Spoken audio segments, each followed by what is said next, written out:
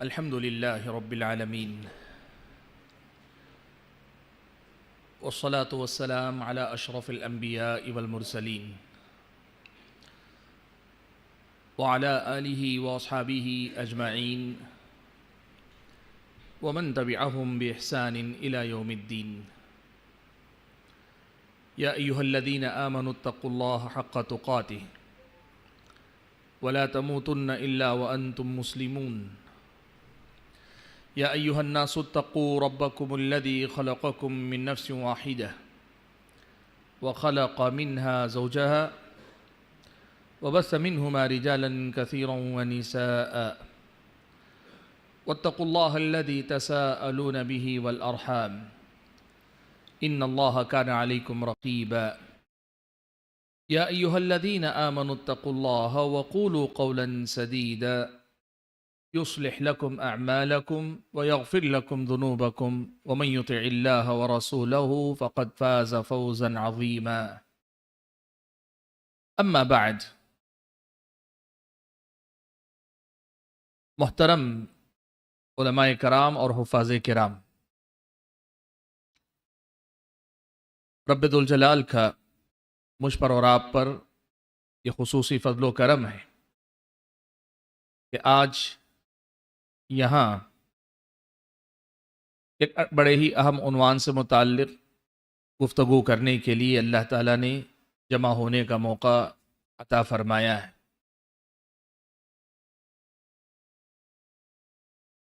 رمضان المبارک کا مہینہ بہت قریب ہے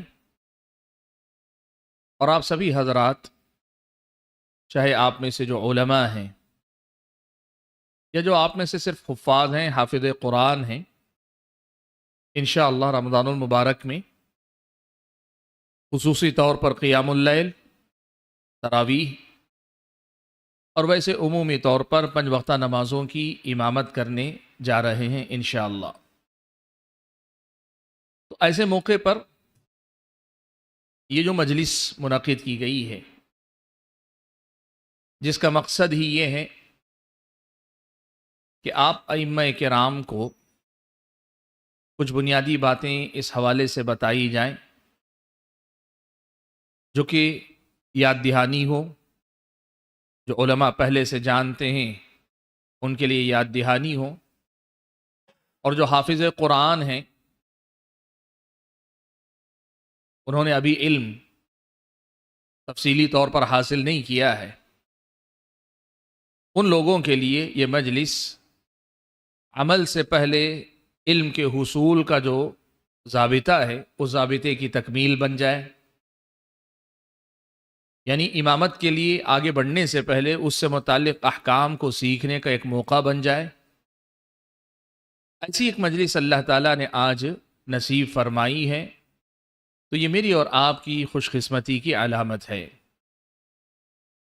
میں اپنی گفتگو محدود کروں گا اور ہی مختصر ہی گفتگو، اور کچھ بنیادی مسائل صرف آپ کے سامنے رکھوں گا۔ اس کے بعد تھوڑی بہت محنت آپ کو کرنی پڑے گی کچھ مسائل کے لیے، وہ اس لیے کہ میں اب یہاں بتا بھی دوں گا تو پھر بھی اس کی آپ کو ضرورت باقی رہے گی، لیکن اگر آپ انشاءاللہ اس پر تھوڑی سی محنت کر لیں گے تو اللہ کے فضل و کرم سے آپ کا یہ رمضان امامت کے اعتبار سے بھی انشاءاللہ ایک مثالی رمضان بن سکتا ہے باذن اللہ۔ سب سے پہلی بات جو اس موقع پہ میں آپ سب کو یاد دلانا چاہوں گا، امامت ایک بہت بڑی فضیلت والا کام، چاہے وہ کسی فرض نماز کی امامت ہو یا کسی مسنون نماز جیسے تراویح ہے اس کی امامت ہو، تہجد کی امامت ہو، یہ جو امامت ہے یہ بڑی فضیلت والا کام ہے۔ اس سلسلے میں کئی حدیثیں آئیں، لیکن ان میں سے بہت ساری حدیثیں متکلم فی ہیں، لیکن اہل علم نے کم سے کم 1-2 حدیثوں سے استدلال کیا، جیسے سنن ترمذی کی ایک روایت ہے، اللہ کے نبی نے فرمایا 3 قسم کے لوگ قیامت کے دن مشک کے ڈھیر پر بٹھائے جائیں گے۔ مشک خوشبو ہے، جانتے ہیں، مشک کا ڈھیر ہوگا، اس پر بٹھائے جائیں گے۔ ایک تو ان کو اور لوگوں سے نمایاں کر کے بٹھایا جائے گا، اور دوسرے یہ کہ وہ اونچے ہونے کے ساتھ ساتھ خوشبو کے مقام پر بیٹھے رہیں گے۔ اور ان تین میں اللہ کے نبی نے ذکر کیا، سب سے پہلا وہ آدمی جو اللہ کا، یعنی ایسا غلام جو اپنے مالک کا بھی حق ادا کرے اور اللہ کا بھی حق ادا کرے۔ دوسرا وہ آدمی جو لوگوں کی امامت کرے اس حال میں کہ وہ لوگ اس کی امامت سے خوش ہوں، راضی رہیں۔ اور تیسرا وہ آدمی جو 5 وقتہ نمازوں کے لیے اذان کہے۔ امام ترمذی نے اس حدیث کو حسن غریب کہا، اور ایسی ہی کچھ اور حدیثوں سے استدلال اہل علم نے کر کے، جیسے ایک صحابی اللہ کے نبی کے پاس آئے اور آ کر کہا، اللہ کے نبی مجھے ایک ایسا عمل بتا دیجئے کہ جس عمل کو میں مضبوطی سے پکڑا رہوں۔ تو اللہ کے نبی نے کہا، تم کوشش کرو کہ اپنی قوم کے امام بن جاؤ، تم اپنی قوم کے امام بن جاؤ، اور اگر امام نہیں بن سکتے تو کم سے کم کوشش کرو اپنی قوم کے مؤذن بن جاؤ۔ بڑا خیر ہے مسجد کے امام بننے میں۔ سب سے پہلا خیر یہ ہے کہ آپ کے نمازوں کی حفاظت ہو جاتی ہے، سب سے پہلا، اول و آخر۔ اور ماہ رمضان میں امام بننے کا مطلب یہ ہوا کم سے کم آپ کے رمضان کی حفاظت ہو جاتی ہے، آپ کے رمضان کے قیام کی حفاظت ہو جاتی ہے، جو شاید آپ امام نہ ہوتے تو کچھ نہ کچھ دن چھوٹ جاتے، کبھی پیچھے ہو جاتے، کبھی آگے ہو جاتے، تو بڑا خیر کا کام ہے، تو یہ بڑی نعمت ہے۔ مختصراً یہ کہ امامت جو آپ نے ذمہ داری لی ہے، یہ بہت بڑا خیر ہے۔ آپ میں سے اگر کوئی ایسے بھی ہیں جو مثال کے طور پہ قیام میں 4 رکعت صرف پڑھائیں گے، دوسرے 4 پڑھائیں گے، یہ 4 پڑھائیں گے، یا بعض علاقوں میں ایسا ہوتا ہے 2 رکعت کے لیے امام ہوتے ہیں، 2 رکعت ایک حافظ پڑھائیں گے، پھر 2 حفاظ کی کثرت ہو تو ایسا بھی لوگ کرتے ہیں، کوئی حرج کی بات نہیں، وہ 2 رکعت بھی آپ کے لیے غیر معمولی ہیں، وہ 2 رکعت بھی آپ کے لیے غیر معمولی ہیں۔ تو امامت بڑی فضیلت والا کام ہے، اور اگر اللہ تعالیٰ نے آپ کو یہ موقع عطا کیا ہے تو اپنے آپ کو آپ خوش نصیب سمجھیے۔ یہ نعمت ہے اللہ تعالیٰ کی، یہ اللہ تبارک و تعالیٰ کی بڑی نعمت ہے۔ اور جب اللہ تبارک و تعالیٰ کی نعمت نصیب ہوتی ہے تو نعمت شکر کا تقاضا کرتی ہے، نعمت شکر چاہتی ہے۔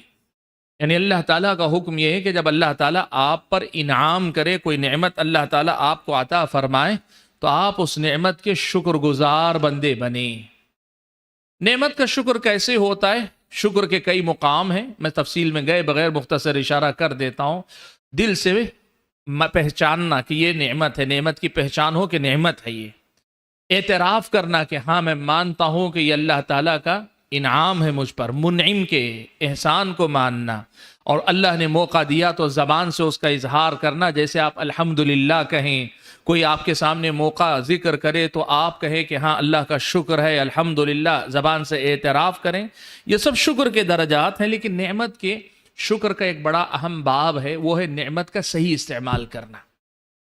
اس نعمت کا صحیح استعمال کرنا، یہ نعمت کے شکر کا بڑا ہی اہم باب ہے۔ اب آپ کو اللہ تبارک و تعالیٰ نے یہ نعمت عطا فرمائی امامت والی، آپ امام بن رہے ہیں، تو اب ہونا یہ چاہیے کہ آپ کی کوشش ہونی یہ چاہیے کہ اس امامت کی ذمہ داری کو میں ویسے نبھاؤں گا جیسے کہ اس ذمہ داری کا تقاضا ہے۔ اس ذمہ داری کو جیسے نبھانا چاہیے میں ویسے نبھانے کی کوشش کروں گا، تاکہ اس نعمت کی قدر مجھ سے ہو سکے، میں اس نعمت کی حفاظت کر سکوں۔ یہ سب سے پہلی نصیحت ہے آپ تمام بھائیوں کو کہ اپنے آپ کو اس نعمت کی قدر کرنے والا بنانے کی فکر کریں۔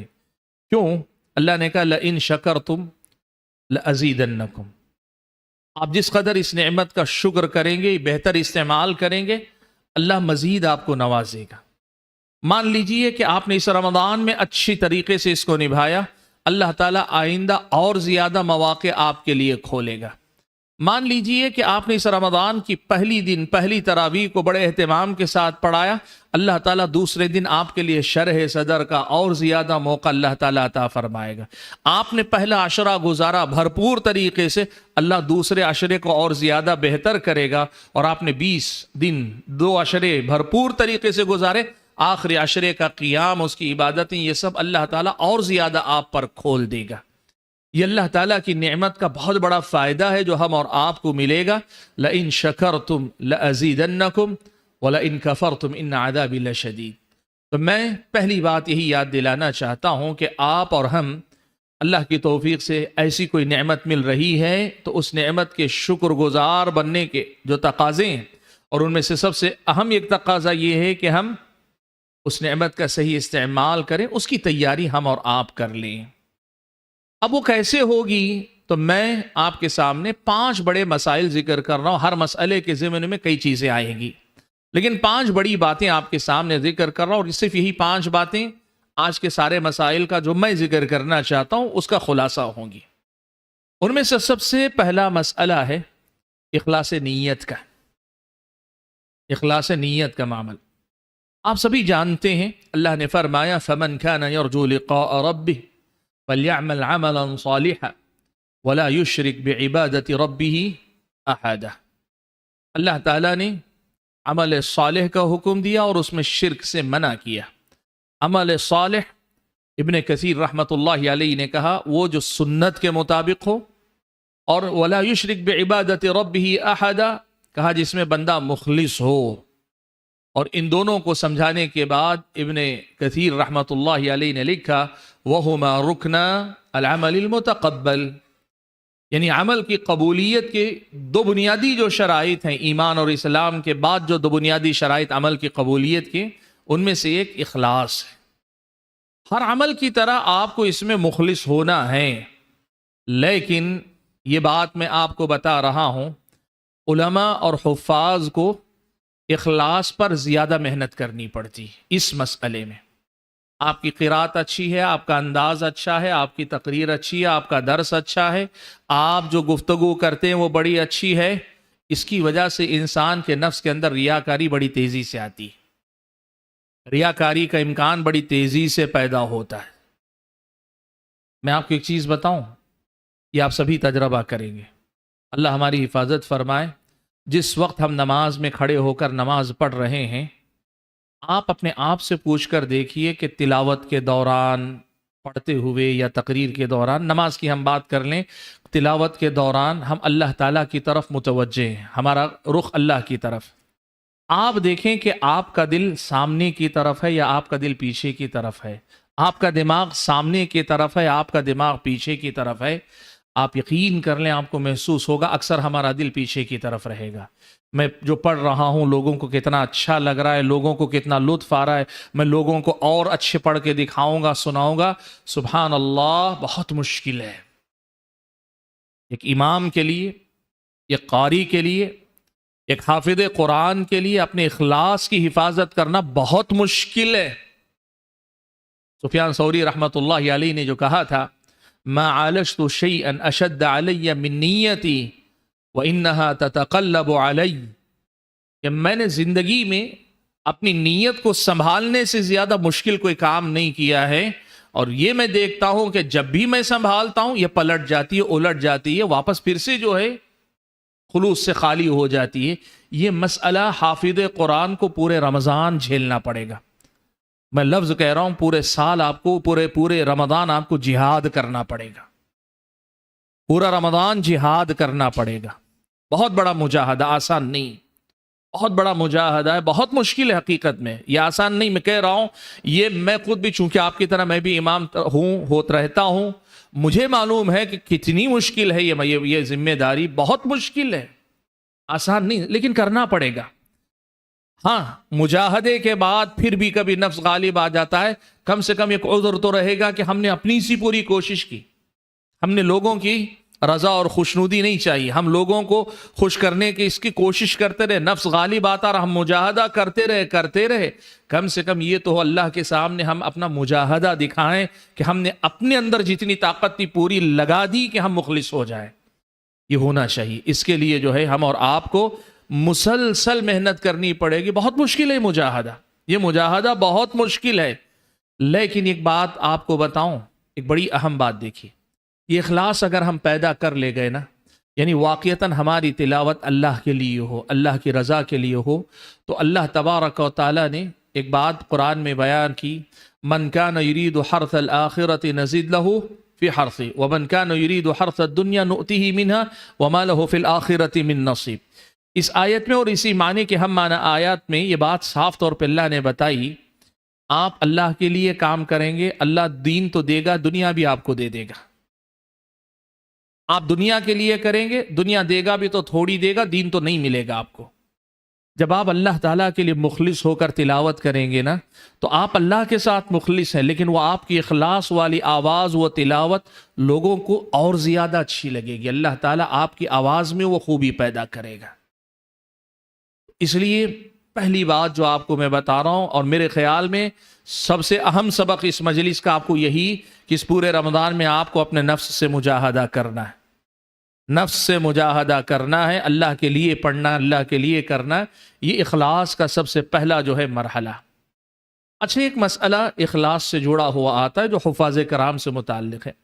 رمضان کی تراویح میں آپ کو جو وظیفہ اخیر میں دیا جاتا ہے، پیسہ آپ کو دیا جاتا ہے، کہیں کپڑے بھی پہنائے جاتے ہیں، کبھی کسی اور طریقے سے تحفے تحائف لوگ دیتے ہیں، بہت کچھ آپ کی تکریم ہوتی ہے، کم یا زیادہ، لیکن بہرحال ہوتی ہے۔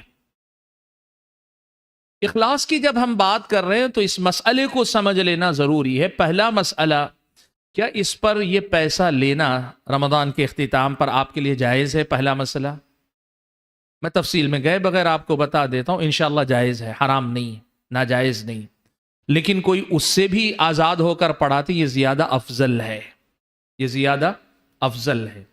البتہ اگر آپ کو پیسہ دیا جا رہا ہے جائز ہے، لیکن اہل علم نے کہا کہ آدمی کو مطالبہ نہیں کرنا چاہیے، مجھے اتنا چاہیے، مجھے اتنا چاہیے، مطالبہ نہیں کرنا چاہیے۔ آپ کے مطالبے کے بغیر اگر آپ کو پیسہ مل جاتا ہے، لوگ دے دیتے ہیں، آپ کے مطالبے کے بغیر لوگ آپ کو پہنا دیتے ہیں، آپ کو کھلا دیتے ہیں، آپ کی عزت افزائی جو بھی کریں، عوام کی محبتوں کا کوئی ایک پیمانہ نہیں ہے، جو بھی کریں آپ کو انشاءاللہ وہ چیز لینا جائز ہوگا۔ اب یہاں مسئلہ اخلاص، مسئلے کے طور پر سمجھ لیں، جائز ہے آپ کا لینا، لیکن اگر آپ اس کے بغیر کرتے ہیں تو زیادہ افضل ہے۔ البتہ کوئی آدمی مانگ کر لیتا ہے تو اہل علم نے کہا یہ مکروہ ہے، مانگ کر لینا مکروہ ہے، لیکن اس میں ایک بڑا اہم مسئلہ آتا ہے مکروہ ہونے کے ساتھ۔ آپ یہ تو پڑھا رہے ہیں، آپ کیا چاہتے ہیں؟ اگر آپ کا مقصود اللہ کی رضا اور خوشنودی ہے، لیکن اللہ کی رضا اور خوشنودی کے بعد آپ نے جو وقت دیا ہے اس کے بدلے میں لوگ آپ کو یہ پیسہ دیں یا اجرت دیں یا جو وظیفہ دیں، جو بھی لفظ آپ مناسب سمجھیں، یہ اگر آپ کی نیت میں داخل ہے تو کیا آپ کے اخلاص پہ اس سے فرق پڑے گا؟ جی ہاں، اخلاص میں کمی آئے گی، اخلاص میں کمی آئے گی، لیکن عمل پورے طور پہ ضائع نہیں ہوگا، اس لیے کہ آپ اللہ کے ساتھ مخلص ہونے کے ساتھ ثانوی طور پر یہ ویسے ہی ہے جیسے کوئی آدمی جہاد میں جا رہا ہے تو اسے معلوم ہے اگر میں جیتوں گا تو جہاد کے ساتھ مجھے مال غنیمت بھی ملے گا۔ بندے کو خالصتاً اللہ کے لیے جہاد کرنا چاہیے، لیکن اگر کوئی مال غنیمت کی بھی امید رکھے، اسی قدر اس کی نیت میں کمی، اجر اللہ کے پاس جو ملنا ہے ملے گا، لیکن یہ جو آپ نے چاہا وہ آپ کو ملے گا۔ فمن كانت هجرته الى الله ورسوله فهجرته الى الله ورسوله ومن كانت هجرته الى دنيا يصيبها او امرأة ينكحها فهجرته الى ما هاجر اليه۔ سبحان اللہ، یاد آ گیا، یہ بھی ایک فتنہ ہے نا ابھی۔ او امرأة يتزوج، امامت کر رہے ہیں اور آپ کے دل میں یہ خیال ہو، جتنے حافظ قرآن ہیں غیر شادی شدہ ہے، آپ کے دل میں یہ بھی اگر نیت ہو کہ میری آواز اچھی ہے، کوئی مجھے رشتہ دے گا، تو یہاں بھی آپ کی نیت میں خلل آ سکتا ہے۔ مخلص رہیے، اللہ کے ساتھ مخلص رہیے، اللہ تعالیٰ نوازے گا، اللہ کے ساتھ مخلص رہیے، اللہ تعالیٰ نوازے گا۔ لیکن اللہ حفاظت فرمائے، اگر ہمارا مقصد وہ عبادت جو صرف اللہ کی رضا کے لیے ہونا چاہیے، وہ عبادت پوری کی پوری صرف دنیا کے لیے اگر ہم کریں گے تو پھر یہ ہم اور آپ کے عمل کو برباد کر دے گا، بلکہ الٹا ہمارے اور آپ کے عذاب کا سبب بنے گا۔ یعنی کوئی آدمی حافظ قرآن یہ کہہ رہا ہے کہ ٹھیک ہے میں امامت کر رہا ہوں، میرا مقصد ہی کوئی دنیاوی مفاد ہے، پیسہ ہے، نام ہے، شہرت ہے، یا جیسے میں نے کہا نکاح ہے وغیرہ وغیرہ، کوئی بھی چیز، یہی میرا مقصد ہے، تب تو آپ کا عمل برباد ہو جائے گا، اور عمل برباد ہونے کے ساتھ ساتھ یہ خود نقصان ہے۔ سال بھر کی محنت چند پیسوں پہ سمٹ جائے، مہینے بھر کی امامت چند پیسوں کے بدلے میں بک جائے، یہ خود بربادی ہے۔ لیکن نقصان اس سے بڑا یہ ہوگا کہ اللہ تعالیٰ کے پاس یہ عذاب کا باعث بنے گا۔ نبی علیہ الصلوۃ والسلام نے کہا، حضرت ابو ہریرہ راوی ہیں، اول من تسعر بهم النار ثلاثہ، 3 لوگ ہیں جن کو سب سے پہلے جہنم میں داخل کیا جائے گا. نبی علیہ الصلاۃ والسلام نے اس کے بارے میں تفصیل بیان کرتے ہوئے 3 لوگوں کا جو ذکر کیا، مجاہد کا ذکر کیا، اللہ کی راہ میں خرچ کرنے والے کا تذکرہ کیا، اور تیسرے نمبر پر یا تیسرا جس کا اللہ کے نبی نے ذکر کیا، قرآن کا قاری، الذی کان یقرأ القرآن لیقال انہ قارئ. اللہ تعالیٰ پوچھے گا میں نے تجھے قرآن سکھایا تو نے کیا کیا؟ بندہ کہے گا اللہ تعالیٰ قرآن کو لے کر میں رات بھر قیام کرتا رہا. اللہ کہے گا کہ نہیں، کذبت، تو جھوٹا ہے، تم نے تو اس لیے پڑھا لیقال انک قارئ، کہا جائے کہ یہ بڑا اچھا قرات کرنے والا، بڑا اچھا قاری ہے، بڑا اچھا حافظ قرآن ہے. وقد قیل، اور یہ دنیا میں کہہ دیا گیا، یعنی جو تمہاری دنیا داری تھی وہ تمہیں مل گئی، اب میرے پاس کچھ نہیں. تو اللہ کے نبی نے کہا کہ سب سے پہلے جہنم میں جو داخل کیے جائیں گے یہ لوگ ہوں گے. تو پہلی بات جو ہم اور آپ کو جس کا مجاہدہ، جس کا کی کوشش کرنی چاہیے، وہ ہے اخلاص. اخلاص پر قائم رہیے، یہی جو ہے سب سے اول و آخر میرے اور آپ کے عمل کی حفاظت کا بہت اہم ذریعہ ہے. 5 باتوں میں سے دوسری اہم بات جو میں آپ کے سامنے ذکر کرنا چاہتا ہوں وہ یہ کہ پیارے نبی صلی اللہ علیہ وسلم نے امامت کا حقدار کون ہے، من حق الناس بالامامہ، حق الناس بالامامہ، اللہ کے نبی صلی اللہ علیہ وسلم نے یہ ترتیب گنائی ہے. یہ مسئلہ میں کیوں ذکر کر رہا ہوں؟ تاکہ آپ کو مسئلے کی کچھ نزاکتیں معلوم رہیں ہمیشہ آپ کو. مسئلہ یہ ہے، نبی علیہ الصلوۃ والسلام نے گنائی اقرأہم لکتاب اللہ، سب سے پہلے یؤم القوم اقرأہم لکتاب اللہ، قرآن کا جو سب سے زیادہ پڑھنے والا ہو. اور یہاں اقرأ سے مراد اہل علم نے وضاحت کی جو قرآن کا حافظ ہو اور زیادہ اچھے انداز میں پڑھ سکتا ہو، جس کو قرآن سب سے زیادہ یاد ہے اور یاد ہونے کے ساتھ اچھے انداز میں پڑھ سکتا ہو. اچھے انداز سے مراد بہت اچھی خوبصورت آواز ہونا ضروری نہیں ہے، لیکن قرآن کے قواعد، تجوید کے قواعد رعایت کر کے ان کو پڑھنے والا ہو. اقرأ جو ہوگا وہ امامت کرے گا. پھر اللہ کے نبی نے کہا اگر سب لوگ قرات میں برابر ہو، سنت کا جو سب سے زیادہ جانکار ہوگا. اللہ کے نبی صلی اللہ علیہ وسلم نے پھر کہا اگر ان میں بھی برابر ہوں تو جو سب سے پہلے ہجرت کر کے آئے، اور اگر ہجرت کے معاملے میں بھی سب برابر ہوں تو سب سے پہلے جنہوں نے اسلام قبول کیا اگر اس میں بھی برابر ہوں تو پھر اس کے بعد اللہ کے نبی نے کہا اسنہم، عمر میں جو سب سے زیادہ. تو ترتیب اللہ کے نبی نے گنائی، یہ ترتیب مسنون ہے، مستحب ہے. یہ ترتیب مسنون ہے، مستحب ہے، یعنی آدمی کو اسی کا خیال کرنا چاہیے، اس کا حق ہے، جو اوپر ہوگا اس کا حق ہے. لیکن یہ ترتیب اس وقت ہے جب کوئی آدمی ذمہ داری پر متعین نہ ہو، یعنی آپ کو مسجد کا امام نہ بنایا گیا ہو تو مسجد میں جو سب سے زیادہ قرآن کا بہتر قاری ہوگا وہ آئے گا، سنت کا جو سب سے زیادہ جانکار ہے وہ آئے گا، عمر میں جو سب سے بڑا ہے وہ آئے گا. ہجرت اور اسلام کا زمانہ تو اب نکل گیا ہے نہیں. تو یہ جو 3 باتیں ہیں، اقرأہم لکتاب اللہ، اعلمہم بالسنہ، واسنہم اکبرہم سنا، یہ جو 3 باتیں ان کی ترتیب کا لحاظ رکھنا چاہیے. لیکن کب؟ جب کوئی امام راتب نہ ہو، یعنی جسے مقرر نہ کیا گیا ہو. آپ اگر امام ہیں تو آپ اپنی ذمہ داری معلوم کر لیجئے کہ آپ صرف تراویح کے لیے امام رکھے گئے ہیں یا 5 وقتہ فرائض کے لیے بھی امام رکھے گئے ہیں. اگر آپ امام رکھے گئے ہیں تو پھر یہ مسئلہ یاد رکھنا چاہیے، اللہ کے نبی صلی اللہ علیہ وسلم نے فرمایا وَلَا يَؤُمُّ الرَّجُلُ الرَّجُلَ فِي سُلْطَانِهِ وَلَا يَجْلِسْ عَلَى تَكْرِيمَتِهِ إِلَّا بِإِذْنِهِ. اہل علم نے اس حدیث سے استدلال کر کے کہا کہ اگر آپ کے حوالے ذمہ داری کر دی گئی ہے تو یہ آپ کی سلطنت ہے، آپ کی سلطان، آپ کا جو ہے اختیار اس پر ہے. اب آپ اس نماز کے مالک ہیں، امامت کے اس منصب کے عہدے کے مالک ہیں جو ملکیت ہو سکتی ہے اس میں. تو آپ کے ہوتے ہوئے کوئی اور نماز کے لیے آگے نہیں بڑھ سکتا، چاہے وہ آپ سے زیادہ بہتر قاری ہو، وہ آپ سے زیادہ سنت کا جانکار ہو، وہ آپ سے بڑا عمر میں ہو، آپ اس کے زیادہ حقدار ہیں. ٹھیک ہے، آپ زیادہ حقدار ہیں. الا باذنہ، ہاں اگر آپ چاہے آگے بڑھا دینا چاہیں تو آگے آپ بڑھا سکتے ہیں. آپ مثال کے طور پر دیکھ رہے ہیں کہ آپ سے بہتر کوئی قاری ہے اور یہ ادب ہے کہ آپ چاہ رہے ہیں کہ آپ کے استاد آ گئے ہیں یا آپ سے بڑے کوئی آ گئے، آپ ان کو آگے بڑھانا چاہ رہے ہیں، بڑھا سکتے ہیں۔ ان سب معاملات میں آپ کو ایک فقہی ناحیے سے مسئلے کو معلوم رکھنا چاہیے، اور دوسرا انتظامی امور کے اعتبار سے مسئلے کو معلوم رکھنا چاہیے۔ جس مسجد میں آپ امامت کرتے ہیں وہاں کے ذمہ داروں کے ساتھ آپ کا تال میل رہے۔ آپ یہ پوچھ لیں میں امام ہوں، مجھے ہی پڑھانا پڑے گا یا کبھی میں کسی کو آگے پیچھے کر سکتا ہوں، نمبر ایک۔ دوسرا یہ کہ اگر میں امام ہوں تراویح کے لیے تو 5 وقتہ نمازوں میں مجھ سے بہتر جو علم والا ہے میں اس کو آگے بڑھا دوں گا، اس بات کا خیال رکھنا ضروری ہے۔ تو یہ جو ترتیب ہے یہ ترتیب آپ مسنون ہے، اس کا خیال رکھیں گے، لیکن اس کے ساتھ ساتھ اس بات کا بھی خیال رکھیں گے کہ اگر آپ امام راتب ہیں، ذمہ داری آپ کے حوالے کی گئی ہے تو آپ پر وہ فرض ہے اب اس ذمہ داری کو نبھانا، اس لیے کہ آپ نے وہ ذمہ داری قبول کر لی ہے، اس کی آپ پابندی کریں گے۔ لیکن اب مسئلہ یہ ہے کہ کوئی چھوٹا جیسے جو صرف حافظ قرآن ہیں اور مسجد میں یا مجلس میں کوئی عالم دین ہیں یا زیادہ بہتر قاری ہیں، تو اس کے باوجود آپ کی امامت اس وقت جائز ہو سکتی ہے، چاہے آپ کی عمر کم ہی کیوں نہ ہو، جب آپ کو نماز کے احکام معلوم ہو۔ فقہ الصلاۃ جسے کہیں، نماز کے احکام معلوم ہو آپ کو۔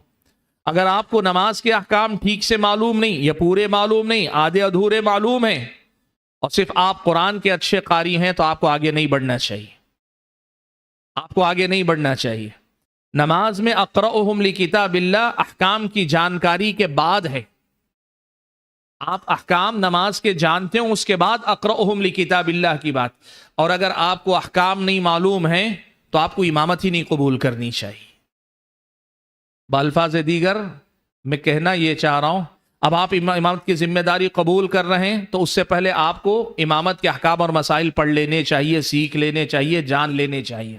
اور خاص طور پہ جو ہمارے حفاظ ہیں، حافظ قرآن ہیں، انہوں نے کہیں مدرسے سے یا کسی استاد سے بیٹھ کر علم لیا نہیں ہے، پڑھا نہیں ہے، ان کو کم سے کم کسی عالم دین کا درس سن لینا چاہیے، کسی عالم دین کی نگرانی میں مختصر صحیح بنیادی نماز کے احکام اور مسائل سیکھ لینے چاہیے۔ تو احق الناس بالامامہ میں کہ کون سب سے زیادہ امامت کا حقدار ہوگا، یہ نزاکتیں ہیں۔ آپ کا مسئلہ ان تفصیلات کے باوجود آسان اس لیے ہے کہ آپ کو مقرر کر دیا جا رہا ہے، آپ ذمہ داری دے دی جا رہی ہے، آپ ذمہ دار ہیں، آپ امامت کریں گے انشاءاللہ۔ لیکن اس کے لیے آپ کو چاہیے ہوگا کہ آپ امامت کے احکام اور مسائل سیکھ لیں، اور وہی ہمارا تیسرا نقطہ۔ 5 باتیں میں نے کہی، آپ کے سامنے ذکر کروں گا۔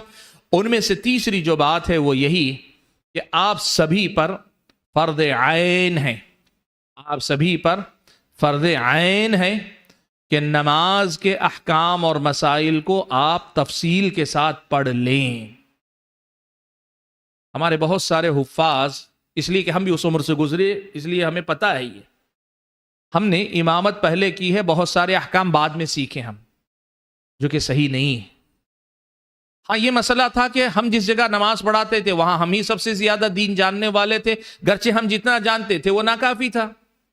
لیکن آج آپ جب آگے بڑھ رہے ہیں تو آپ کے پاس موقع ہے کہ آپ احکام سیکھ لیں، آپ احکام سیکھیں۔ اور میں خاص طور پر آپ کو بتانا چاہوں گا کہ نماز کے جو اعمال اور اقوال ہیں، نماز اقوال اور اعمال، ایک تو نیت ہے، اس کے بعد اقوال اور افعال کا مجموعہ ہے نماز۔ ان اقوال اور افعال میں سے ارکان کیا ہے، یعنی رکن کا درجہ کیا ہے، واجبات کیا ہیں اور مستحبات کیا ہیں، یہ تقسیم آپ کو اچھے سے معلوم ہونی چاہیے۔ رکن کیا ہے؟ رکن وہ قول یا فعل یعنی عمل، نماز کا کوئی ایسا عمل ہے کہ جس کے بغیر آدمی کی نماز باطل ہو جاتی ہے، نماز ہی باطل ہو جاتی ہے۔ واجب کیا ہے؟ واجب وہ ہے کہ جس کے چھوڑنے پر یا چھوٹنے پر نماز میں خلل آئے گا، لیکن سجدہ سہو کے ذریعے اس خلل کو آپ پورا کر سکتے ہیں، آپ کی نماز صحیح ہو جائے گی۔ اور مستحبات کیا ہے، جن کو ہم سنتیں کہیں نماز کی، یہ وہ اعمال اور اقوال ہیں کہ جن کو جس قدر زیادہ مکمل آپ اپنائیں گے، آپ کی نماز کا درجہ اتنا ہی زیادہ اونچا ہوگا، اور جتنی اس میں کمی آئے گی آپ کے نماز کے اجر میں کمی ہوگی، لیکن آپ کی نماز ادا ہو جائے گی۔ تو آپ تکبیر تحریمہ سے لے کے سلام پھیرنے تک بلکہ اس سے پہلے اس کے بعد جو نماز کے شروط ہیں، نماز کے ساتھ طہارت کے مسائل ہیں، صرف نماز نہیں، نماز کے ساتھ طہارت کے مسائل ہیں، یہ ساری چیزیں آپ کو پوری طریقے سے معلوم ہونی چاہیے۔ بالخصوص یہ آپ کو معلوم کر لیں، طریقہ یاد رکھنے کا یہ بھی ہے، ایک تو یہ ہے کہ آپ ترتیب سے معلوم کر لیں۔ مثال کے طور پہ اللہ اکبر، تکبیر تحریمہ، یہ رکن ہے یا واجب ہے، مستحب ہے، معلوم کر لیں، ٹھیک ہے۔ اس کے بعد آپ دعائیں پڑھیں گے، دعا استفتاح وغیرہ، ان کا حکم کیا، یہ فرض ہے، یعنی یہ رکن ہے، یہ واجب ہیں یا مستحب ہیں۔ آپ سورہ فاتحہ پڑھیں گے، یعنی دعا استفتاح کے بعد آپ تعوذ، تسمیہ سب پڑھیں گے، ان کا حکم کیا، ایسے ترتیب سے آپ معلوم کر لیں، یہ رکن ہے، یہ واجب ہے، یہ مستحب ہے، یہ مستحب ہے، پھر واجب ہے، پھر رکن ہے، ایسے ترتیب سے معلوم کر لیں۔ ایک طریقہ یہ ہے، اور دوسرا طریقہ یہ ہے کہ آپ نمبر کے ساتھ یاد رکھ لیں۔ مثال کے طور پر اگر آپ دیکھیں گے، میں یہ بات بتا دوں آپ کو کہ اس میں کہیں جزوی اختلاف ہو سکتا ہے، فقہی مذاہب کا جزوی اختلاف ہو سکتا ہے۔ حنابلہ کے پاس مثال کے طور پہ ارکان کی تعداد کچھ ہو سکتی ہے، احناف کے پاس رکن گھٹ جاتے ہیں مثال کے طور پر، یا شوافی کے پاس کچھ اور چیز، کوئی مسئلہ ایسا ہوگا جو شوافی کی نظر میں رکن ہے، احناف کے پاس جو ہے وہ واجب ہے، یا واجب بھی نہیں مستحب ہے۔ یہ فرق ہو سکتا ہے، 19-20 ہو سکتا ہے حساب میں، لیکن آپ نمبر سے گن لیں راجح قول کے مطابق کیا ہو سکتا ہے۔ جیسے بعض اہل علم نے نقل کیا کہ نماز کے ارکان 14، رکن جو ہے 14 چیزیں، واجبات 8 ہیں، اور سنن و نوافل کہا بہت زیادہ ہے، بہت زیادہ۔ فعلی سنتیں 52 گنائی ہیں بعض اہل علم نے، فعلی، قولی نہیں، فعلی سنتیں 52 گنائی۔ تو یہ جو تعداد کا طریقہ ہے، یہ دونوں طریقے آپ کو آنے چاہیے، اور یہی میں کہا کہ اس پر آپ کو میرے درس کے بعد محنت کرنی پڑے گی۔ آپ کو میں اب گنا بھی دوں گا تو اب یاد نہیں رکھیں گے، یہ آپ کو مستقل محنت کرنی پڑے گی۔ وہ کیا ہے، یا تو آپ ابتدا سے لے لیں، نماز کی ابتدا سے تکبیر تحریمہ سے شروع کر کے سلام پھیرنے تک ایک ایک آپ کا جو عمل ہے، کون سا رکن ہے، کون سا اس میں واجب ہے، اور کون سا مستحب عمل ہے، یہ دیکھ لیں، یا پھر نمبر سے یاد رکھ لیں۔ رکن 14 ہیں، 1 2 3 4 5 گنا لیں، واجبات فلاں فلاں فلاں 8 ہیں، اور پھر مستحبات بقیہ سارے۔ آپ ارکان اور واجبات یاد رکھ لیں گے تو بقیہ اعمال سارے کے سارے مستحبات میں ہوں گے، یہ آپ کو یاد کرنے پڑیں گے۔ ان احکام کو آپ یاد رکھیے گا کہ ان احکام کے بغیر آپ بہت ساری غلطیاں کریں گے۔ ان احکام کو یاد رکھنے کا فائدہ کیا ہوگا؟ فائدہ یہ ہوگا کہ سب سے پہلے آپ کوشش کریں گے کہ اللہ نہ کرے کم سے کم رکن اور واجب میں سے کوئی چیز چھوٹنے نہ پائے آپ سے۔ جیسے مثال کے طور پر مان لیجئے نماز میں آپ کو ذرا جلدی کرنی ہے، حفاظ کو ذرا رمضان میں قیام میں جلدی ہوتے ہیں، الحمدللہ ہماری مسجدوں میں اطمینان سے پڑھتے ہیں، اہل حدیثوں کے ہاں سلفی مساجد میں الحمدللہ اطمینان سے پڑھتے ہیں، لیکن مان لیں تھوڑی دیر کے لیے کہ آپ کو جلدی پڑھنا ہے، نماز جلدی پڑھنی ہے، تو آپ کو معلوم ہے نماز میں اطمینان رکن ہے، نماز میں اطمینان رکن ہے۔ اب جلدی کا مطلب اگر آپ اس اطمینان کی خلاف ورزی کرتے ہیں اس درجے تک جہاں وہ سرے سے اطمینان ہی ختم ہو جائے، نماز ہی باطل ہے آپ کی۔ تو آپ خیال رکھیں گے چاہے جتنی جلدی کرنی ہو، لیکن وہ اطمینان والا مسئلہ وہ جو ہے فوت نہ ہونے پائے، آپ خیال رکھیں گے۔ آپ کو معلوم ہے رکن چھوٹے گا نماز ہی باطل ہو جائے گی، اور آپ کو معلوم ہے واجب اگر چھوٹے گا ثواب کا کم ہو جائے گا، اور اس کے ساتھ اس کی بھرپائی کرنی ہے سجدے سہو کی، آپ کو معلوم رہے گا۔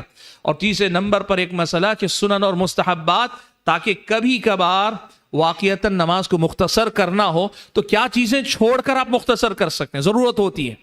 کبھی اچانک یہ ہوا موسم خراب ہو گیا، یا اللہ نہ کرے جیسے کووڈ کا دور آ گیا تھا، یہ ہوا کہ 20 منٹ میں سب ختم کر کے بند کرو، تو آپ کو مختصر نماز پڑھانی ہے۔ تو آپ کو معلوم رہے اگر مجھے چھوڑ کر کچھ چیزیں مختصر کرنی ہے نماز، تو سنتوں اور مستحبات کو چھوڑ کر میں ارکان اور واجبات کی حفاظت کروں گا۔ یہ معلوم رکھنے کے لیے آپ کو یہ تفصیل معلوم ہونی چاہیے، اور میں نے جیسے کہا دونوں طریقے یاد رکھیے، چاہے آپ نماز کی ترتیب سے رکن، واجب اور مستحب ترتیب سے یاد رکھیے کون سا عمل آتا ہے، اس کا حکم کیا ہے، یا دوسرا طریقہ یہ کہ نمبر وار یاد رکھیے۔ زیادہ بہتر یہ ہے کہ دونوں چیزیں یاد رکھیے، یہ زیادہ بہتر ہے آپ کے لیے۔ ترتیب سے بھی یاد رکھیے، نمبر بھی یاد رکھیے، ایک دوسرے سے آپ کے ارکان جو ہے یادداشت میں آپ کے محفوظ رہیں گے اگر آپ یہ دونوں کے دونوں یاد رکھتے ہیں۔ یہ تیسری اہم بات ہے جو آپ کو جو ہے یاد رکھنی ہے۔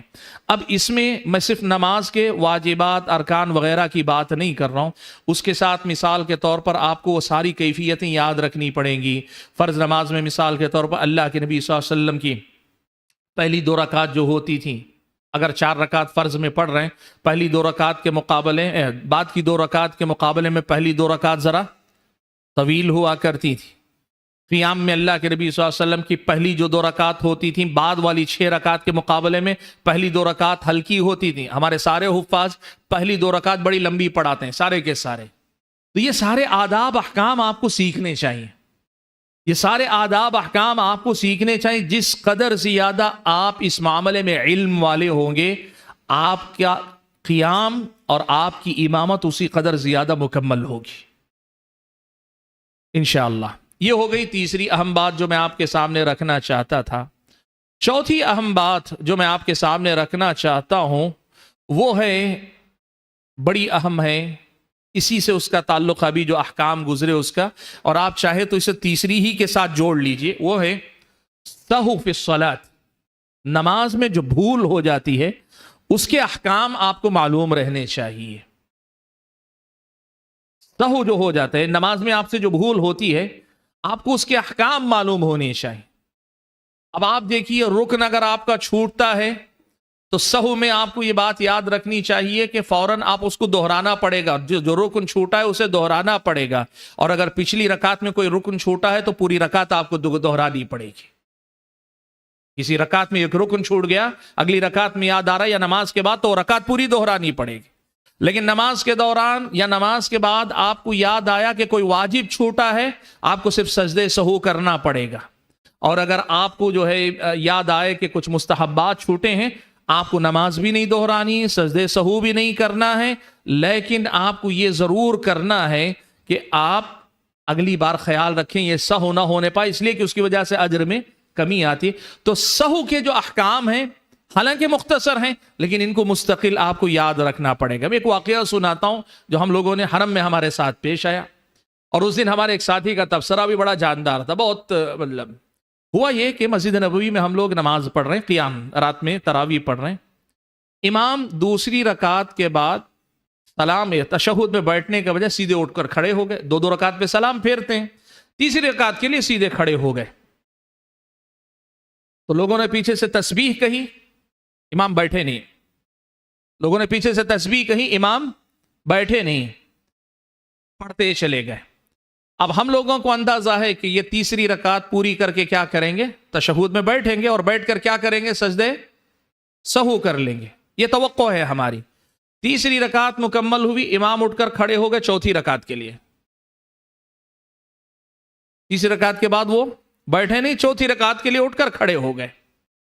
اب ہم یہ توقع رکھ رہے ہیں کہ اچھا 4 رکعت ایک ساتھ پڑھ رہے ہیں، تو اب کیا کریں گے، چوتھی رکعت کے بعد بیٹھیں گے تو سلام پھیرنے سے پہلے سجدے سہو کریں گے، سجدے سہو کریں گے، اس لیے کہ درمیان میں 2 رکعت والا تشہد چھوٹ گیا ہے نا، سہو کریں گے۔ انہوں نے اس کا بھی سہو نہیں کیا، سلام پھیر دیا، اس کا بھی سلام پھیر دیا انہوں نے۔ ہم لوگ جو ہے سمجھ میں ہماری نہیں آ رہا تھا کیا ہوا ہے، تو ہم نے اپنے کچھ اساتذہ سے یہ سوال پوچھا۔ ایک تو سب سے پہلے ہمارے ایک ساتھی تھے، انہوں نے جو مطلب کہا آج امام صاحب کے پیچھے پڑھ کر پتا چلا کہ فقہ کا دائرہ بہت وسیع ہے، فقہ کا دائرہ جو ہے بہت وسیع ہے۔ اصل میں مسئلہ دیکھیے کیا ہوا، 2 رکعت کے بعد بیٹھنا، وہ جو ان کی یہ تھا 2 رکعت پہ سلام پھیرنا، جب تیسری رکعت کے لیے وہ کھڑے ہو گئے، اگر وہ کھڑے نہ ہوئے ہوتے تو یاد دہانی پر وہ بیٹھ جاتے، لیکن جب کھڑے ہوئے، یاد رکھیے اگر نماز 4 رکعت والی ہی ہے تو آپ کھڑے بھی ہو، 2 رکعت والی ہی ہے جیسے فجر کی نماز، تو تیسری رکعت کے لیے آپ کھڑے بھی ہو گئے ہیں تو سہو کے یاد دہانی پر آپ کو بیٹھ جانا چاہیے، اس لیے کہ فجر کی رکعت 2 سے 3 اگر ہوگی تو باطل ہو جاتی ہے۔ لیکن یہ نفل نماز ہے اور اس کے بعد ان کے 2 رکعت ہیں، تو 2 اور 2 الگ کر کے پڑھنا بھی جائز ہے۔ اگر کوئی ایک تشہد سے 4 پڑھ لیتا ہے تو بھی جائز ہے، یعنی تشہد کے ساتھ 4 رکعت بھی پڑھتا ہے تو جائز ہے، ٹھیک ہے، یہ بھی جائز ہے۔ تو یہ ہوا، اس وجہ سے وہ کھڑے ہو گئے، اور ہم جو امید رکھے ہوئے تھے تیسری رکعت کے بعد بیٹھیں گے، انہوں نے وہ نہیں کیا، انہوں نے کہا میں 4 رکعت ایک ساتھ پڑھ لوں گا۔ اور چوتھی رکعت کے بعد ہم جو امید رکھے ہوئے سہو کیوں نہیں کیا، اس لیے کہ تشہد چھوٹا ہے۔ جیسے ظہر کی نماز میں اگر 2 رکعت کے بعد سہو چھوٹ جائے تو کیا کرنا پڑے گا، سجدے سہو کرنا پڑے گا۔ تو انہوں نے کہا کہ قیام میں ایک قول فقہا کے پاس یہ بھی ہے کہ نفل میں، فرض میں نہیں، نوافل میں اگر 4 رکعت، جیسے وتر کے اندر 5 رکعت اگر آپ پڑھ رہے ہیں تو 4 رکعت مسلسل پڑھ کے بیچ میں تشہد کیے بغیر چوتھی رکعت میں آپ تشہد میں بیٹھ سکتے ہیں، ویسے قیام میں بھی پڑھ سکتے ہیں۔ یہ بعض فقہا کا قول ہے، یہ بعد میں ہمیں پتا چلا، نہیں پتا تھا وہ مسئلہ اس وقت سے پہلے، تو بعض فقہا کا یہ قول ہے، اس لیے انہوں نے اس پر عمل کر لیا۔ تو سہو کے اپنے مسائل ہیں، سہو کے اپنے مسائل ہیں۔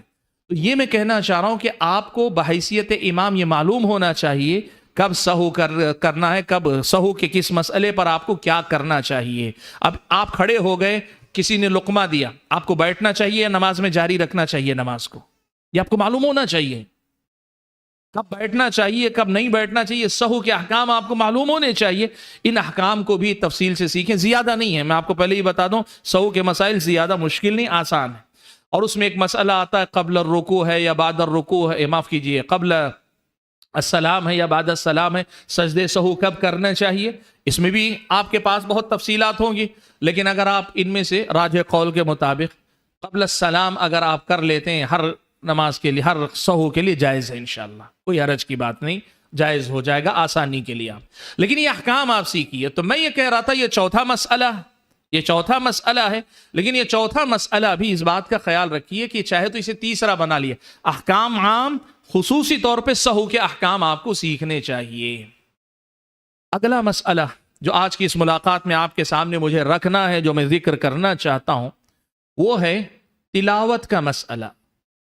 تلاوت کے سلسلے میں کچھ باتوں کا خیال رکھیے۔ سب سے پہلے اس بات کا تو خیال رکھیے کہ فرض نمازوں میں اور جو رات کا قیام ہے تراویح، ان دونوں میں بڑا فرق ہے۔ فرض نماز میں لمبی نماز پڑھنا یہ سنت نہیں، فرض نماز میں لمبی نماز پڑھنا یہ سنت نہیں، بلکہ ارکان کی اطمینان سے ادائیگی کے ساتھ جتنی مختصر نماز آپ پڑھا سکتے اتنا افضل ہے، ارکان کے اعتدال کے ساتھ، ارکان کے اعتدال کے ساتھ کہ ارکان ٹھیک ٹھیک ادا ہوتے رہیں، کسی رکن میں خلل نہ آئے، کسی عمل میں خلل نہ آئے، کسی قول میں کمی نہ آئے، ٹھیک ٹھیک اطمینان جسے کہتے ہیں، وہ اس اطمینان کے ساتھ جتنی مختصر نماز پڑھائیے فرض نماز اتنی افضل ہے۔ لیکن اس کے مقابلے میں نفل نماز کے سلسلے میں یہ ہے کہ جتنی لمبی نماز آپ پڑھیں گے اتنا زیادہ افضل ہے۔ نبی علیہ الصلوۃ والسلام سے یہ بات حدیث میں مروی ہے، صحیح مسلم وغیرہ کی، کہ افضل الصلاۃ طول القنوت، افضل نماز وہ ہے جس میں قیام لمبا، اور احادیث میں یہ بات بھی طے ہے، اللہ کے نبی صلی اللہ علیہ وسلم کا رکوع اور سجود آپ کے قیام کے قریب قریب ہوتا تھا، اطمینان سے سجدہ کرنا۔ یہ جو مسئلہ ہے قرات کے اندر اس بات کا خیال رکھنا کہ آپ کی قرات اور آپ کے ارکان میں وہ اعتدال رہے، فرائض میں ایک جیسا قیام ایک جیسا رکوع، اور سنتوں میں اتنا ہی قیام اتنا ہی رکوع۔ میں کیوں کہہ رہا ہوں، اکثر ہمارے حفاظ قرات تو لمبی کرتے ہیں لیکن سجدے بڑے مختصر کرتے ہیں، سنتوں کے اندر قیام کے اندر نہیں۔ آپ تھوڑا تھوڑا کر کے عادت بنائیے، جہاں آپ امامت کرتے ہیں ایک ماحول ہوگا، لیکن آپ تھوڑا تھوڑا کر کے عادت بنائیے، لوگوں کو بتائیے کہ اس نماز کی کیفیت ہی اصل میں یہ ہے کہ یہاں صرف قرات لمبی نہیں ہونا ہے، قرات کے لمبے ہونے کے ساتھ رکوع بھی لمبے ہونا چاہیے، سجدے بھی لمبے ہونا چاہیے۔ نبی علیہ الصلوۃ والسلام کی نماز کی کیفیت حضرت عائشہ نے جو کہی، فَلَا تَسْأَلْ عَنْ حُسْنِهِنَّ وَطُولِهِنَّ، اہل علم نے اس حدیث کا یہی مطلب بیان کیا۔ بلکہ ایک اور روایت میں یہاں تک الفاظ آئے، اللہ کے نبی صلی اللہ علیہ وسلم سجدہ کتنا کرتے تھے؟ تقریباً 50 آیتوں کی تلاوت کے مساوی اللہ کے نبی کا لمبا سجدہ ہوتا تھا۔ اب ظاہر بات ہے کہ ہمارے پاس آنے والی عوام کے اندر یہ مزاج نہیں ہے، اس لیے کہ وہ سمجھتے ہیں تراویح کا مطلب ان کے پاس لمبی قرات اور مختصر سے مختصر رکوع اور سجدہ، یہ عوام کا ذہن ہے، جبکہ سنت یہ نہیں ہے۔ اب آپ کو کیا کرنا چاہیے؟ آپ کا کام، پہلا کام آپ یہ کیجئے، لوگوں کو بتائیے کہ فرض نماز میں ارکان کے اعتدال کے ساتھ مختصر سے مختصر پڑھنا یہ افضل ہے، لیکن نوافل میں بالخصوص قیام اللیل میں لمبا قیام، لمبی تلاوت، لمبا رکوع، لمبا سجدہ یہ کرنا یہ زیادہ افضل ہے، لوگوں کو بتائیے آپ۔ اب اگر لوگ تیار ہوتے ہیں تو آپ پھر لمبا قیام، لمبا رکوع کیجئے، لیکن اگر لوگ تیار نہیں ہوتے ہیں تو ان کی بیزارگی کا سبب مت بنیے آپ. اس لیے کہ بہرحال آپ امام ان کی مصلحت کے لیے، آپ کو اپنی عبادت کا کی فکر ہے تو پھر ایسی جگہ امامت چھوڑ کر اکیلے عبادت کیجئے، لمبے قیام والی عبادت آپ اپنے لیے کیجئے. لیکن جب آپ امام بن رہے ہیں، امام کو شریعت کے قوانین کی رعایت یعنی فرائض اور واجبات کی رعایت کے بعد سنن اور نوافل کے باب میں عوام کی اپنی رغبت کا خیال رکھنا آپ کی ذمہ داری ہے امام کی. کہیں لوگ تیار نہیں ہوتے تو آپ پڑھائیے، مختصر پڑھائیے، کوئی حرج کی بات نہیں، کوئی حرج کی بات نہیں. اچھا ایک بات یہ دیکھ لیجئے، یہ بھی ایک مسئلہ ضمناً آتا ہے، وہ یہاں آپ کے لیے اماموں کے لیے غیر ضروری ہے. لمبا قیام افضل ہے یا زیادہ رکعات پڑھانا افضل ہے؟ اس میں 3 قول ہیں علماء کے. کچھ علماء نے کہا کہ طول القیام حدیث میں آئے اس لیے لمبا قیام ہونا چاہیے. کچھ علماء نے کہا کہ نہیں، زیادہ تعداد ہونی چاہیے رکعات کی. اعنی علی ذلک بکثرۃ السجود، صحابی کو اللہ کے نبی نے کہا اس بنیاد پہ. شیخ الاسلام ابن تیمیہ رحمۃ اللہ علیہ نے کہا دونوں برابر ہیں، اس لیے کہ دونوں کے دلائل ہیں، تو ہم ایک کو دوسرے پہ فضیلت نہیں دیں گے بلکہ ہم یہ کہیں گے کہ دونوں افضل ہیں. اب آدمی اپنی ضرورت اور حالات کے حساب سے دیکھے تم کیا کر سکتے ہو.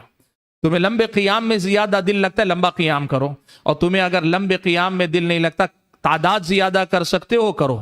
ہاں سنت جو اللہ کے نبی کی ہے وہ رات کی 11 رکعات والی ہے، اور اگر 2 رکعت عشاء کی ملائیں یا ابتدا کی 2 ہلکی رکعت شامل کریں تو 13 رکعت نماز، یہ اللہ کے نبی کی سنت ہے، یہ افضل ہے، یہی بہتر ہے. تو آپ اس بات کا خیال رکھیں، تلاوت کے باب میں اور ارکان کے باب میں اعتدال ہونا چاہیے، توازن ہونا چاہیے، اس بات کا خیال رکھیں. اب اس تلاوت کے مسئلے میں بڑا اہم مسئلہ، سارے حفاظ کا مسئلہ، اور اخلاص کے مسئلے کے بعد سب سے مشکل مسئلہ حفاظ کے لیے یہ. صحیح مسلم کی روایت ہے، اللہ کے نبی صلی اللہ علیہ وسلم نے کہا فَإِنِّي نُهِيتُ أَنْ أَقْرَأَ الْقُرْآنَ رَاكِعًا أَوْ سَاجِدًا، مجھے رکوع اور سجدے میں قرآن کی تلاوت کرنے سے منع کیا گیا. اللہ تعالیٰ کے نبی نے کہا اللہ نے مجھے منع کیا. صحیح مسلم میں ایک اور روایت حضرت علی بن ابی طالب رضی اللہ تعالیٰ عنہ سے مروی ہے، کہتے ہیں کہ نہانی رسول اللہ صلی اللہ علیہ وسلم ان اقرأ القرآن راکعا او ساجدا، کہ میں قرآن کو رکوع اور سجدے میں پڑھوں. حافظوں کی بڑی پریشانی وہ کیا ہے معلوم ہے؟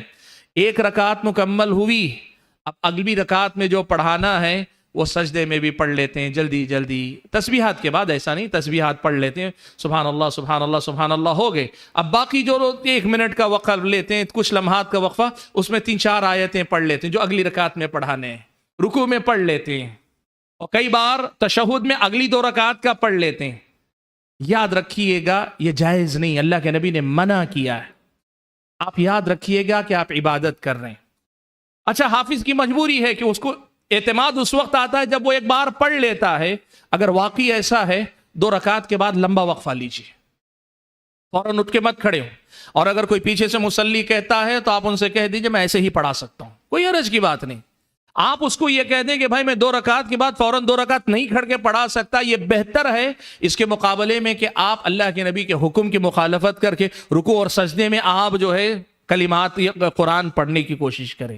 یہ ہوتا ہے لا علمی میں، میرا ماننا ہے 99% حفاظ یہ کرنے، میں بھی کیا ہوں میرے اپنے دور میں، جب میں امامت چھوٹا تھا امامت کرتا تھا، الحمدللہ جب اس کے بعد پڑھ لیے تو اللہ کی توفیق سے وہ مجاہدہ کہتے ہیں نا، مجاہدہ کرنا. اور یہ ہے ایسا ہوتا ہے کہ ہم مصحف رکھ لیتے ہیں، کبھی ضرورت محسوس ہوتی ہے، کچھ ایسے مقامات آتے ہیں جہاں پڑھنے سے پہلے ایک بار دیکھیں تو اعتماد بڑھتا ہے، تو اس کے لیے ہم مصحف رکھ لیتے ہیں. 2 رکعت کے بعد آرام سے سب کے سامنے کھول کر مصحف دیکھتے ہیں، پھر بند کرتے ہیں، کوئی عیب نہیں. ہم چھوٹی چھوٹی باتوں سے ڈر جاتے ہیں. اصل میں مصحف کھولوں گا، لوگ دیکھیں گے کہ مصحف دیکھ رہوں گا، لوگ کیا کہیں گے، ان کو اس سے کیا غرض ہے؟ یہ میرا معاملہ ہے، میرے اور میرے حفظ کا معاملہ ہے. یہ لوگ یہ سوچتے ہیں کہ میں جو ہے اگر 2 منٹ 1 منٹ بیٹھ جاؤں گا تو لوگ پیچھے سے انتظار کریں گے. کرنے دیجئے، وہ امام کے تابع ہیں، آپ ان کے تابع نہیں ہیں. لیکن یہ غلطی مت کیجئے کہ رکوع اور سجدے میں قرآن کی تلاوت کریں، یہ معاملہ آپ کے اندر نہیں ہونا چاہیے. یہ چونکہ اللہ کے نبی نے خاص طور پہ منع کیا، انی نہیت ان اقرأ القرآن راکعا و ساجدا، اتنی سری ممانعات کے بعد پھر اگر ہم وہ غلطی کریں گے تو یہ بہت بڑا مسئلہ ہوگا. لیکن میں اس سے کہا نا کہ آپ کے پاس اس کا بدیل ہے، آلٹرنیٹ ہے آپ کے پاس. آپ اطمینان سے نماز مکمل کیجئے، 2 رکعت کے بعد ادب سے مصحف اٹھائیے، دیکھیے جو پڑھنا ہے کہاں کہاں دیکھنا ہے، بند کر کے پھر کھڑے ہو. 1 منٹ کا وقفہ لیجئے، 2 منٹ کا وقفہ لیجئے، یعنی رکوع اور سجدے میں جتنا ٹائم آپ کو ملتا ہے اس سے زیادہ یکسوئی کے ساتھ آپ اس میں پڑھ سکتے ہیں. وہاں ذہن تو مشغول رہے گا نا, تسبیحات ہوئی نہیں ٹھیک سے, میں زیادہ تو نہیں پڑھ لے رہا ہوں, رکوع لمبا ہو گیا ہے لوگ پوچھیں گے, سجدہ لمبا ہو گیا لوگ پوچھیں گے. میں جانتا ہوں سب سے پہلے میں نے جب تراویح پڑھائی تھی تو ایک مولانا بھی بڑی عمر کے مولانا تھے, میرے پیچھے نماز پڑھتے تھے. وہ ہر دن نماز کے بعد ڈانٹتے تھے, اتنا لمبا رکوع کیا کرتے ہو, اتنا لمبا سجدہ کیا کرتے ہو. اب میں ان کو بول نہیں سکتا کہ میں قرآن پڑھتا ہوں اس کے اندر, لیکن ہوا یہ ہم نے کیا. لیکن یہ کب, جب طالب علم تھے, بہت ابتدائی, بالکل جیسے ابھی حفظ کے مرحلے سے نکلے تھے, ابھی اونچی جماعتوں میں بھی نہیں پہنچے تھے, بالکل ابتدائی سالوں کی بات. تو کہنا یہ ہے کہ اس کے بجائے یکسوئی کے ساتھ 2 رکعت کے بعد بیٹھ کر قرآن دیکھ لینا, مصحف دیکھ لینا, یہ بہتر ہے. ورنہ میرا تو تجربہ یہ ہے, دن میں آپ اچھے سے پڑھ لیتے ہیں تو دل میں جو ہے وسوسہ آنے مت دیجئے. آپ کی خود اعتمادی کافی ہے, سیلف کانفیڈنس جسے کہتے ہیں نا, وہ کافی ہے. بار بار قرآن دیکھنے کی آپ کو ضرورت نہیں ہے. ٹھیک ہے, اچھی بات. تلاوت کے سلسلے میں ایک بہت بڑا مسئلہ, وہ مسئلہ ہے نماز میں تلاوت کے دوران غلطی کرنے سے ڈرنا. نماز میں تلاوت کے دوران غلطی کرنے سے ڈرنا, بھول جانے سے ڈرنا. اب اس میں ہمارے اپنے احباب کئی غلطیاں کرتے ہیں. ایک تو غلطی یہ کرتے ہیں, ان کو معلوم ہے کہ وہ غلط پڑھ رہے ہیں, لیکن کچھ اس مطلب مہارت کے ساتھ پڑھ لے جاتے ہیں کہ پیچھے لوگوں کو پتہ ہی نہ چلے کہ آپ شروع کہاں کیے, کس صورت پہ جا کے ختم کر رہے ہیں. مطلب ملا رہے ہیں ادھر سے ادھر, ادھر سے ادھر. لوگوں کو مسلسل آواز سنائی دے رہی, کلمات سمجھ میں آئے نہ آئے, فرق کیا پڑتا ہے. یہ مت کیجیے, یہ قرآن کے ساتھ کھلواڑ ہے. اللہ رحم فرمائے, بسا اوقات یہ تحریف کے درجے میں داخل ہو سکتا ہے. بہت بڑا جرم ہے یہ. میں نے کہا نا کہ ہمارے اندر جو ڈر ہے نا, وہ مخلوق کا ڈر ہے, اللہ معاف فرمائے, اللہ کا ڈر ہمارے اندر کم ہے, تبھی ہم یہ غلطیاں کرتے ہیں. بہت بڑا جرم ہے یہ. ایسی غلطی کرنا بہت بڑا جرم ہے کہ آپ عوام کے سامنے کہ میں غلطی کر رہا ہوں, بھول رہا ہوں, اس ڈر سے آپ جو ہے کچھ بھی پڑھتے چلے جائیں, غلط نہیں. دیکھیے یہ بہت سیدھا مسئلہ, آپ پڑھتے جائیے, بھول رہے ہیں رک جائیے, پیچھے سے کوئی لقمہ دیتا ہے قبول کیجئے, کوئی عیب نہیں ہے, کوئی عیب نہیں ہے کہ آپ کو لقمہ لیں کسی کا, کوئی پیچھے سے آپ کی تلقین کریں, کوئی عیب نہیں اس کے اندر, قبول کیجئے. اور اگر لقمہ دے رہے ہیں پھر بھی آپ نہیں پڑھ پا رہے ہیں, یا کوئی پیچھے سے لقمہ دینے والے نہیں ہیں, تب بھی آپ پرواہ مت کیجئے, جہاں بھول گئے رکوع کر لیجئے, رکوع کیجئے بغیر کسی اس کے. اور اگر کوئی آدمی یہ کہتا ہے کہ نہیں آپ کو ایسے غلطی نہیں کرنی چاہیے, آپ کہ میں یہی کر سکتا ہوں, اپنی آخرت خراب مت کیجئے, مجھ سے یہی ہو سکتا ہے, آپ کو مجھ پہ بھروسہ ہے, رکھیے. واقعہ سنا دیتا ہوں, نام نہیں لوں گا کہاں کا واقعہ, خامخواہ وہ بیچارے ذمہ دار حضرات جو بدنام ہو جائیں گے. ایک جگہ کا مسئلہ میرے پاس آیا. وہ مسئلہ یہ تھا کہ حافظ قرآن غلطی کر رہا ہے, یہ ان کو رپورٹ ملی. تو انہوں نے کیا کیا, حافظ کو بتائے بغیر ایک اور حافظ کو مقرر کر دیا کہ جب حافظ صاحب نماز شروع کریں مصحف لے کر پیچھے کھڑے رہنا, لقمہ دینے کے لیے نہیں, شام میں رپورٹ دینے کے لیے کہ حافظ صاحب نے آج کتنی جگہ غلطیاں کی, کتنی جگہ جمپ کر کے گئے, یہ رپورٹ دینا. اللہ کا کرم ہے وہ حافظ بیچارہ اچھا تھا, وہ اس قسم کا نہیں تھا, غلطی ہوتی تھی کبھی, لیکن وہ جمپ کر کے ادھر ادھر کرنے والا نہیں تھا. کئی دن تک کوشش کی, کچھ ملا نہیں. تو مسئلہ میرے پاس آئے, بولے یہ حافظ صاحب کبھی کبھار غلط پڑھتے ہیں. میں نے کہا ہوتی ہے غلطیاں ہوتی ہیں, اس میں کیا ہے. تو کہنے لگے کہ نہیں غلطی نہیں ہونی چاہیے. میں نے کہا یہ بھی صحیح بات, غلطی نہیں ہونی چاہیے, لیکن ہوتی ہے, کیا کریں گے. بیچارہ کوشش کرتا ہے, کوشش کے بعد غلطی ہو رہے تو کیا کریں گے. تو کہنے لگے نہیں بالکل نہیں بھولنا چاہیے. میں نے کہا دیکھیے اگر آپ یہ کہنا چاہ رہے روزانہ غلطیاں کر رہے ہیں, روزانہ بھول رہے ہیں, تو اگلے سال حافظ بدل دیجیے. لیکن اگر آپ یہ کہنا چاہ رہے ہیں ایک بھی غلطی نہیں ہونی چاہیے, تو میں آپ کو بتاؤں کئی بار ایسا ہوتا ہے کہ ائمہ حرمین بھی جو کہ ماشاءاللہ حفظ میں سب میں اتقان میں مطلب الحمدللہ معترف بہم ہیں, جن کا اعتراف ہے مسلم, ان سے بھی کبھی نماز میں وہ بھول ہوتی ہے, وہ بھول جاتے ہیں. تو انہوں نے کیا کہا معلوم, امام حرم بھولے تو بھولے مول صاحب, لیکن ہمارے امام نہیں بھولنا. مطلب عوام کا ایسا ذہن, آپ اس کی پرواہ مت کیجئے, لوگ ایسے ہی ہیں, وہ نہیں سمجھ پاتے. اگر وہ اتنا رہتے ہیں, ان سے کہیے کسی دن 2 رکعت کی امامت کر کے دکھاؤ, جو سورت آپ کو یاد ہے وہی پڑھا کے امامت کر کے دکھاؤ. میں یہ کہہ رہا ہوں آپ اس کی پرواہ مت کیجئے. اگر آپ سے بھول ہو رہی ہے, جرأت اتنی رکھیے کہ آپ رکیں گے, لقمہ دیتا ہے کوئی لیں گے, نہیں ہوتا ہے رکوع کر لیں گے, لیکن نہیں پڑھے, غلط نہیں پڑھیں گے آپ. تلاوت میں ہونے والی یہ غلطیاں, میں نے کہا نا اس کو یاد رکھیے گا, اللہ معاف فرمائے. بسا اوقات یہ قرآن کی تحریف کے درجے تک جا سکتی ہے بات. ایسا نہیں ہونا چاہیے. اور خاص طور پہ ایک آخری بات تلاوت کے سلسلے میں بتا دوں کہ تلاوت کا ایک انداز ہے. آپ ترتیل کہیے یا حدر کہیے، یہ بھی آپ کو حفاظ ہونے کے ناطے آپ کو معلوم ہونا چاہیے کہ آپ جب حدر میں پڑھتے ہیں، روانی میں پڑھتے ہیں، تو کون سی حرکات کو ساقط کر سکتے ہیں، لیکن کن کی پابندی بہرحال پھر بھی ضروری ہے. آپ جانتے ہیں تجوید کے قواعد میں، ترتیل میں کچھ قواعد ہیں، اور اس کے مقابلے میں حدر میں کون سے حرکات و سکنات چھوڑے جا سکتے ہیں، یا کون سی تجوید کے کن قواعد میں سمجھوتا ہو سکتا ہے، یہ آپ کو معلوم ہونا چاہیے. یہ جو طریقہ ہے، بہت سارے احباب یہاں بھی غلطی کرتے ہیں کہ وہ قواعد یاد ان کو معلوم نہیں کہ مثال کے طور پر مدود ہے، مد ہے، کون سے مد کو مختصر کیا جا سکتا ہے، کون سا نہیں کیا جا سکتا، کون سا مد کیے بغیر آپ پڑھ سکتے ہیں، یہ معلوم نہیں، یہ سیکھتے نہیں ہیں. یہ آپ کو سیکھنا پڑے گا، یہ آپ کو تلاوت کے سلسلے میں سیکھنا پڑے گا. اسی سے آپ کی امامت واقعی معنوں میں مثالی امامت ہو پائے گی. تو 5 مسئلے ہو گئے، لیکن اگر آپ اس کو سہو کو اگر آپ احکام کے ساتھ ملا لیتے ہیں تو آخری ایک مسئلہ میں ذکر کر دیتا ہوں، وہ ہے دعا کا. نماز میں دعا کا، دعائے قنوت کا مسئلہ. دعائے قنوت کے سلسلے میں لوگ بہت زیادہ افراد کا شکار ہیں. یاد رکھیے کہ مسجع مقفع عبارتیں لانا، خاص طور پر ائمہ حرمین کی دعائیں رٹ کر آنا، مسنون ہیں مسنون نہیں ہیں کوئی پرواہ نہیں، بس یہ کہ مقفع مزجہ ایک دم بالکل اس میں لے ہے، اس میں لحن ہے، اس میں انداز ہے، اس لیے وہ دعائیں یاد کر کر کے نمازوں میں پڑھانا یہ صحیح نہیں ہے، یہ صحیح نہیں ہے. دعا کے آداب ہیں، اور آپ کو معلوم ہے دعا میں ایک چیز ہے جس سے منع کیا، اعتداء فی الدعاء، دعا میں حد سے تجاوز کرنے سے منع کیا گیا. اور اہل علم نے اعتداء فی الدعاء کی شکلوں میں یہ بھی داخل کیا ہے کہ آدمی مقفع مسجع عبارتوں کو بتکلف لانے کی کوشش کرے. اس کا سب سے آسان طریقہ کیا ہے؟ دعائے قنوت یاد کیجیے، اور اس کے ساتھ دیگر مسنون دعائیں یاد کیجیے. مسنون دعائیں یاد کر لیجئے. قرآنی آیات ہیں، ان میں بہت ساری دعائیں حفاظ کے لیے ماشاءاللہ آسانی ہے، بڑی جامع دعائیں قرآن کی دعاؤں میں ہیں اور قرآن کی آیتوں میں ہیں. اس کے ساتھ احادیث کی جامع دعائیں. اور انتخاب کیجئے، یاد رکھیے ہمیشہ انتخاب کیجئے وہ دعائیں، ان دعاؤں کا جو سب سے پہلے فرد کی اصلاح کی بات کریں. آپ کو معلوم ہے یہاں بھی وہ جو سیاسی ذہن ہے تحریکیت کا، ہماری دعاؤں میں بھی اس کا اثر ہے.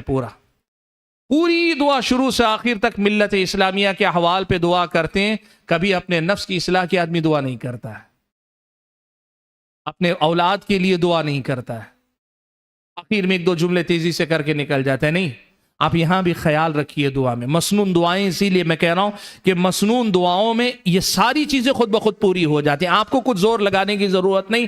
تو وہ دعا کیجئے جس میں سب سے پہلے آپ کی دین اور آپ کی آخرت کی بھلائی ہو، آپ کی اولاد کی، آپ کے سب کے لیے، سارے مسلمانوں کے لیے ان کے دین اور ان کی آخرت کی بھلائی مانگیے، اور پھر اس کے ساتھ ان کی دنیا کے لیے بھی بھلائی مانگیے، اپنے لیے، اپنے اولاد کے لیے. ربنا آتنا فی الدنیا حسنہ وفی الآخرۃ حسنہ وقنا عذاب النار. ایسی جو دعائیں، ان دعاؤں کو یاد کر کے یہ دعا کیجیے، اور اس کے ساتھ یقیناً امت کے لیے دعا کیجیے. پوری دنیا کے اندر، خود ہندوستان کے اندر دعا یقیناً کیجیے کہ ہم اپنی دعاؤں سے بہت ساری ہماری محرومیوں کی تلافی کر لیتے ہیں.